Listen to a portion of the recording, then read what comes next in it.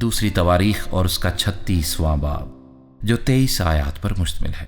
اور ملک کے لوگوں نے یوسیہ کے بیٹے یہوآخز کو اس کے باپ کی جگہ یروشلیم میں بادشاہ بنایا۔ یہوآخز 23 برس کا تھا جب وہ سلطنت کرنے لگا۔ اس نے 3 مہینے یروشلیم میں سلطنت کی، اور شاہ مصر نے اسے یروشلیم میں تخت سے اتار دیا اور ملک پر 100 قنطار چاندی اور 1 قنطار سونا جرمانہ کیا۔ اور شاہ مصر نے اس کے بھائی الیاکیم کو یہودا اور یروشلیم کا بادشاہ بنایا، اور اس کا نام بدل کر یہویکیم رکھا۔ اور نکوہ اس کے بھائی یہوآخز کو پکڑ کر مصر کو لے گیا۔ اور یہویکیم 25 برس کا تھا جب وہ سلطنت کرنے لگا، اور اس نے 11 برس یروشلیم میں سلطنت کی، اور اس نے وہی کیا جو خداوند اس کے خدا کی نظر میں برا تھا۔ اس پر شاہ بابل نبوکت نظر نے چڑھائی کی، اور اسے بابل لے جانے کے لیے اس کے بیڑیاں ڈالیں، اور نبوکت نظر خداوند کے گھر کے کچھ ظروف بھی بابل کو لے گیا، اور ان کو بابل میں اپنے مندر میں رکھا۔ اور یہویکیم کے باقی کام اور اس کے نفرت انگیز اعمال اور جو کچھ اس میں پایا گیا وہ اسرائیل اور یہودا کے بادشاہوں کی کتاب میں قلم بند ہیں۔ اور اس کا بیٹا یہویاکین اس کی جگہ بادشاہ ہوا۔ یہویاکین 8 برس کا تھا جب وہ سلطنت کرنے لگا، اور اس نے 3 مہینے 10 دن یروشلیم میں سلطنت کی، اور اس نے وہی کیا جو خداوند کی نظر میں برا تھا۔ اور نئے سال کے شروع ہوتے ہی نبوکت نظر بادشاہ نے اسے خداوند کے گھر کے نفیس برتنوں کے ساتھ بابل کو بلوا لیا، اور اس کے بھائی صدقیہ کو یہودا اور یروشلیم کا بادشاہ بنایا۔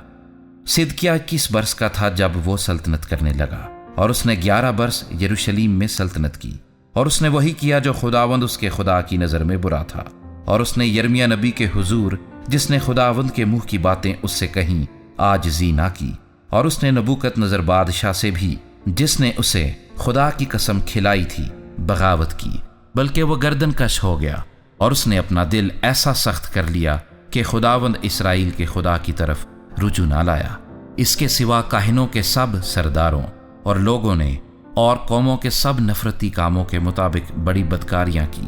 اور انہوں نے خداوند کے گھر کو جسے اس نے یروشلیم میں مقدس ٹھہرایا تھا ناپاک کیا۔ اور خداوند ان کے باپ دادا کے خدا نے اپنے پیغمبروں کو ان کے پاس بر وقت بھیج کر پیغام بھیجا، کیونکہ اسے اپنے لوگوں اور اپنے مسکن پر ترس آتا تھا، لیکن انہوں نے خدا کے پیغمبروں کو ٹھٹھوں میں اڑایا اور اس کی باتوں کو ناچیز جانا، اور اس کے نبیوں کی ہنسی اڑائی، یہاں تک کہ خداوند کا غضب اپنے لوگوں پر ایسا بھڑکا کہ کوئی چارہ نہ رہا۔ چنانچہ وہ کسدیوں کے بادشاہ کو ان پر چڑھا لایا، جس نے ان کے مقدس کے گھر میں ان کے جوانوں کو تلوار سے قتل کیا، اور اس نے کیا جوان مرد، کیا کمواری، کیا بوڑھا یا عمر رسیدہ کسی پر ترس نہ کھایا۔ اس نے سب کو اس کے ہاتھ میں دے دیا، اور خدا کے گھر کے سب ظروف، کیا بڑے کیا چھوٹے، اور خداوند کے گھر کے خزانے اور بادشاہ اور اس کے سرداروں کے خزانے، یہ سب وہ بابل کو لے گیا۔